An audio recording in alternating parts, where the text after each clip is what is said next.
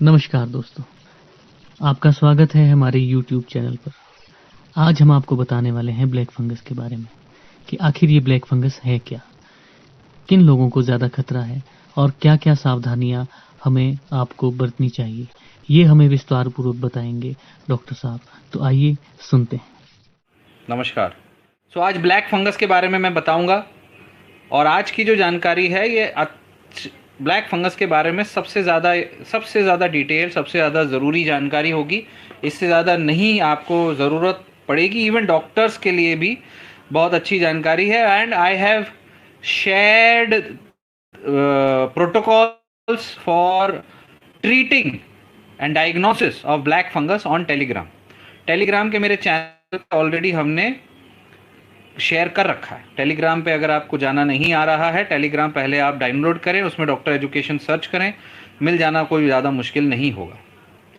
बहरहाल पहला जो इम्पोर्टेंट टॉपिक समझने वाली बात है ब्लैक फंगस का, वो ये है कि ये ब्लैक फंगस एक म्यूकरमाइकोसिस है और ये कोई ऐसा कोई बाहरी दुनिया से आया हुआ फंगस नहीं है। ये वही फंगस है जो फ्रिज में पड़ी पड़ी आपकी ककड़ी सड़ जाती है ना, उसके ऊपर वाइट सा फंगस आ जाता है, ब्लैकिश आ जाता है।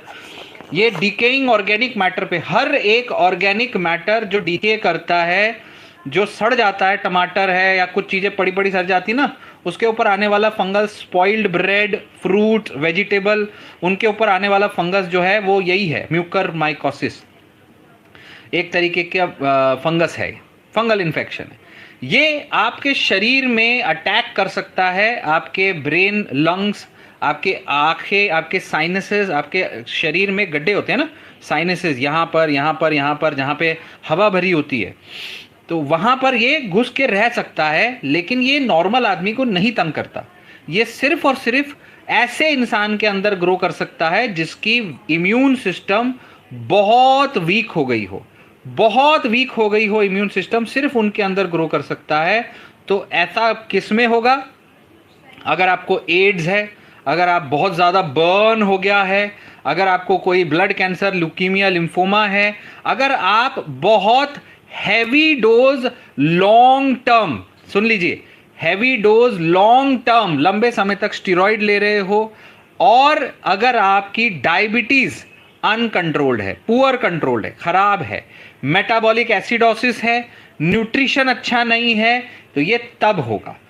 इसके बहुत सारे कारण हैं। न्यूट्रिशन अच्छा नहीं है और इसमें कोई मल्टीपल फैक्टर्स इन्वॉल्व हो सकते हैं। कोविड-19 कोरोना में ये क्यों हो रहा है? क्योंकि कई लोग घर पे बैठे अपना हैवी स्टीरॉयड की डोसेस खा रहे हैं और अपना शुगर चेक नहीं कर रहे। आपको पुरानी शुगर की बीमारी है नहीं है उससे फर्क नहीं पड़ता, आपको आपकी शुगर लेवल चेक करनी है। एक ग्लूकोमीटर लाने की बात है, एक छोटी सी सुई टोचने की बात है, सिर्फ इतनी सी बात है। दिन में 2-3 बार शुगर चेक करनी है, जब तक स्टीरॉयड ले रहे हो 10 दिन 20 दिन, बस, उसमें कोई बड़ी बात नहीं है। और उनमें भी अगर 100 लोग स्टेरॉइड लेते हैं या 100 लोग स्टेरॉइड से शुगर हाई रहती है, उसमें एक को होगा, सबको नहीं होगा, बहुत रेयर है। इसलिए ऐसा नहीं है। प्रॉब्लम क्या है? प्रॉब्लम इसका इतना हवा क्यों बना रहे हैं? क्योंकि इसका ट्रीटमेंट बहुत मुश्किल है, बहुत महंगा है। 50% तक लोग जिसको हो गया बचाना मुश्किल हो जाता है। इसलिए अब ये कहाँ जाता है? ये साइनसेस में जा सकता है, वहाँ से ब्रेन में जा सकता है। उसको राइनो सेरिब्रल इन्फेक्शन बोलते हैं, चालू साइनसेस से होता है। फिर नर्व्स में स्वेलिंग आ सकती है, ब्रेन के अंदर, वहाँ पर जाके ब्लड क्लॉट्स भी कर सकता है। फेफड़ों के अंदर पल्मोनरी म्यूकरमाइकोसिस हो सकता है, वहाँ पर आपके बहुत जल्दी क्विकली वर्स हो जाता है, बहुत जल्दी, और वहाँ पर छाती से लेके आपके हार्ट तक, ब्रेन तक भी वापस फैल सकता है। और ऐसा नहीं है कि और कई पार्ट में नहीं हो सकता, ये पेट में हो सकता है, गैस्ट्रो इंटेस्टाइनल ट्रैक्ट में हो सकता है, स्किन में हो सकता है, किडनी में हो सकता है। तो इसको कैसे पहचानोगे? इसके लक्षण क्या है? सिम्टम वाइज पहले तो आपके रिस्क फैक्टर होने चाहिए। शुगर अनकंट्रोल्ड हो, बहुत हैवी शुगर चल रहा है, डायबिटीज़, बहुत हैवी आपके स्टेरॉइड चल रहे हो, और साथ में अगर आपको आँखों के ऊपर स्वेलिंग और आंखें बाहर आने लगे, प्रोट्रूड होने लगे, आंखें बाहर आ रही हैं, स्वेलिंग आ रही है, आंख सूज रही है, दैट इज वन डाउटफुल। आपके नाक से डार्क कलर का स्कैबिंग हो रही है, स्कैब निकल रहा है नेजल कैविटी से, फीवर आ रहा है, सर में बहुत दर्द हो रहा है, ये सब प्लस रिस्क फैक्टर है। ऐसा नहीं कि हर इंसान के सर में दर्द हो गया, नहीं।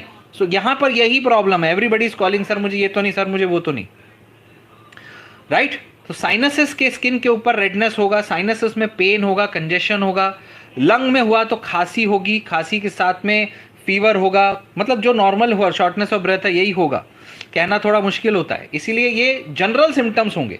पेट में दर्द होगा, डायरिया होगा, स्टूल में ब्लड आ सकता है, लैट्रिन में ब्लड, उल्टी में ब्लड आ सकता है, खांसी में ब्लड आ सकता है, लंग में हुआ तो बुखार होगा, पेट में वहीं में दर्द हो सकता है, ये चीजें हो सकती है। अल्टीमेटली इसको कैसे चेक करेंगे, इसको डायग्नोस कैसे करेंगे, इसके लिए याद रखिए, इसके लिए आपको सीटी स्कैन करना पड़ेगा। और एक ईएनटी, ईयर नोज थ्रोट वाले डॉक्टर अंदर से देख सकते हैं, नाक के अंदर कि पीछे से देख सकते हैं कि अंदर कहीं ब्लैक फंगस तो नहीं दिख रहा। सो ईएनटी के डॉक्टर देख सकते हैं, और ऑप्थेल्मोलॉजिस्ट आई वाले डॉक्टर देख सकते हैं आंख के लिए। और अल्टीमेटली आपको सीटी स्कैन करना पड़ेगा या एमआरआई, सीटी स्कैन या एमआरआई। और अगर हमें लग रहा है कुछ है तो उसका एक पार्ट निकाल के बायोप्सी करके लैब में भेजना पड़ता है और पहचानना पड़ता है कि ये फंगस है तो कौन सा है। तो ये तरीका होता है उसका जानने का, ठीक है। और इसका जो अल्टीमेट ट्रीटमेंट होता है वो ट्रीटमेंट होता है, जितना भी एरिया में फंगस है, जिस भी एरिया में है, जितना एरिया वो डैमेज कर चुका है वो फंगस, और उस एरिया को निकालना पड़ता है। सर्जरी जरूरी है, उसके वजह से डिसफिगरमेंट हो सकता है। अगर आंख में घुस गया, आंख को निकालना पड़ सकता है। पैलेट में घुस गया, नाक में घुस गया, नाक के पार्ट को निकालना पड़ सकता है। एग्रेसिव सर्जरी जरूरी है, बिना एग्रेसिव सर्जरी के पेशेंट को बचाना मुश्किल हो जाएगा। एग्रेसिव सर्जरी जरूरी है। और साथ में हैवी सीरियस वाले एंटी फंगल मेडिसिन है, नॉर्मल दवाई से काम नहीं चलेगा। इसमें चलती है एम्फोटेरिसिन बी, एम्फोटेरिसिन बी नाम की दवाई चलती है, जो इंजेक्शन से जाती है, जो महंगी भी होती है और बहुत खतरनाक भी होती है, उसके साइड इफेक्ट भी होते हैं। लेकिन क्यों दे रहे, नहीं देंगे तो वैसे भी जान जाने वाली है, तो उसके लिए एम्फोटेरिसिन बी देते हैं। बहुत हैवी दवाई होती है। और अगर डायबिटीज है, सबसे पहला आपका काम है शुगर चेक करो, शुगर कंट्रोल करो, समझ रहे हैं।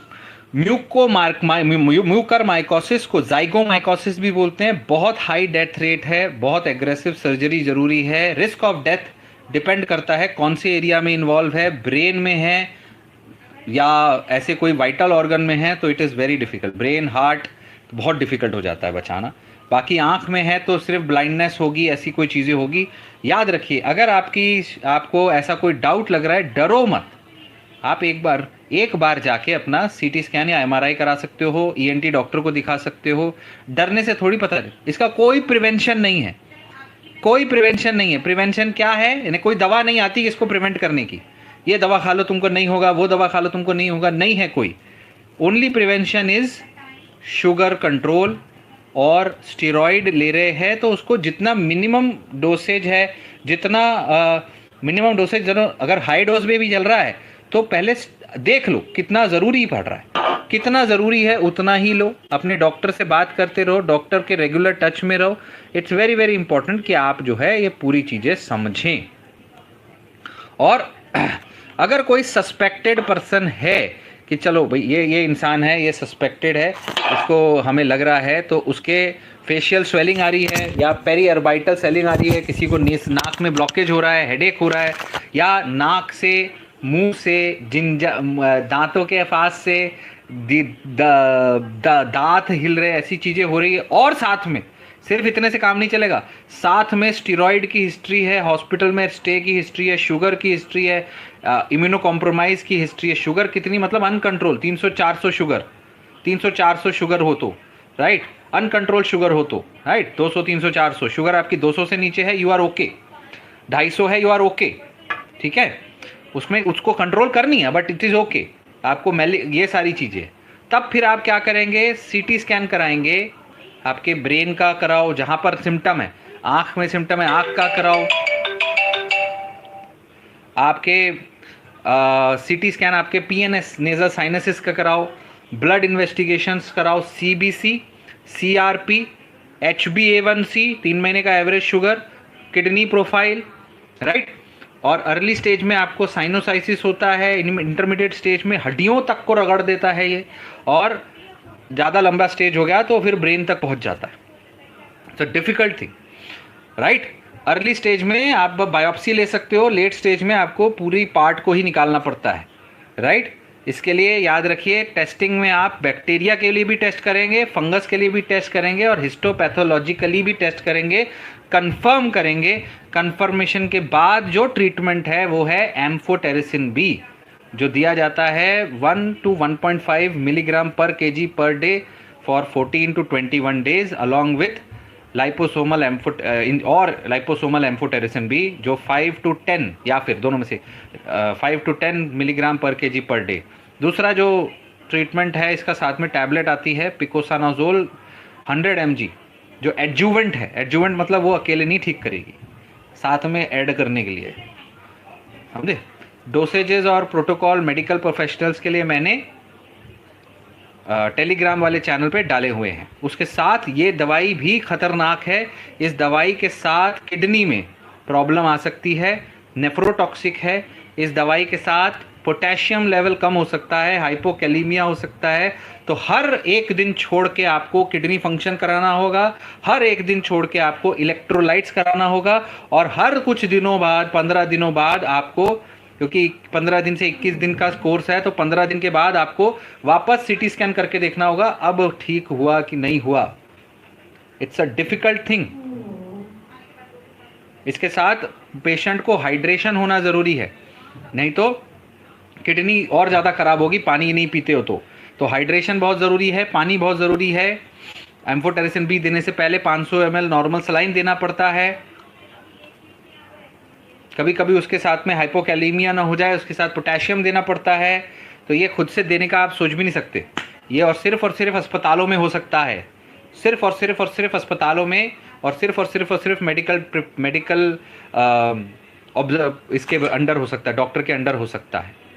तो याद रखिए, एक खतरनाक बीमारी है, लेकिन रेयर बीमारी है, जल्दी नहीं होती है, सबको नहीं होती है। लेकिन हाँ, अगर आपको कोविड हो चुका है, आप स्टीरॉयड ले रहे हो, आप शुगर आपकी कंट्रोल में है, आपको कोई दिक्कत नहीं होगी, फिर भी डाउट है, तो कोई प्रॉब्लम नहीं है एक ENT डॉक्टर से जाके मिलने में। आप ऑलरेडी इन्फेक्टेड हो, ऑलरेडी आपको एक बार एक्सपोजर को ज़्यादा दिक्कत नहीं हो जाएगी। प्रोटेक्शन करके साथ में जाइए, जाके दिखाई ज़रूरी है। म्यूकर माइकोसिस के लिए याद रखिए, आज भी आपको पानी ज़्यादा पीना है। Water is very important. It is not communicable, एक आदमी से दूसरे को पटपट नहीं हो जाएगा। It is not communicable like that, don't worry, it is not communicable, okay. ये आपके इन्वायरमेंट में ऑलरेडी है, Mucor mycosis is already present in your environment. So it is just that because आपकी इम्यून सिस्टम इतनी week हो गई है, that's why ये भैया जो है ग्रो कर पा रहा है, समझे। और हर पेशेंट जिसको होता है उसको एडमिट करना ही पड़ेगा। उसको एक ENT का डॉक्टर देखेगा, ओरो मैक्सिलोफेशियल सर्जन देखेगा, ऑप्थेल्मोलॉजिस्ट देखेगा, एक न्यूरो सर्जन देखेगा, कहाँ कहाँ जा रही है उसके बेसिस पे। It's very important to understand this. Zygomycosis या म्यूकरमाइकोसिस, जो फंगस का बेसिक नाम है म्यूकोरैलिस नाम है।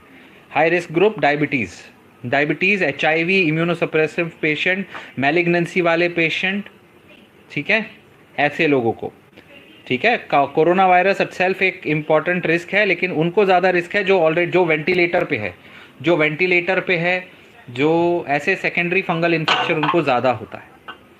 इसके लिए फ़ोटोग्राफ्स आप ऑनलाइन देख सकते हो, या फिर मैंने जो प्रोटोकॉल डाला है टेलीग्राम पे, वहाँ पर फोटोग्राफ वाला भी प्रोटोकॉल है एक, सो वहाँ पर फोटोज़ भी आपको दिख जाएंगी, ओके। इसका मतलब नहीं है कि आप अपने डॉक्टर का बताया हुआ दवाई बंद कर दो, स्टीरॉयड ज़रूरी है, उसके बगैर लंग फेफड़े ख़राब हो सकते हैं, तो वो मत करिएगा। डॉक्टर से बात करिए, शुगर कंट्रोल करिए, अपने सिम्टम्स मॉनिटर करिए, ठीक है। बायोप्सी जब होती है, टेस्ट लेते हैं, तो इसको कई सारे चीज़ें करते हैं। उसमें KOH माउंट होता है, उसमें फंगस है कि नहीं दिख जाता है। फिर फंगस को कल्चर करते हैं, बढ़ा के देखते हैं किस टाइप का फंगस है, हिस्टोपैथोलॉजी करते हैं उसमें कि फंगस बोन तक पहुंचा है, कहाँ तक पहुंचा है, मेलिग्नेंसी तो नहीं है साथ में फंगस के साथ कैंसर वाले पेशेंट में।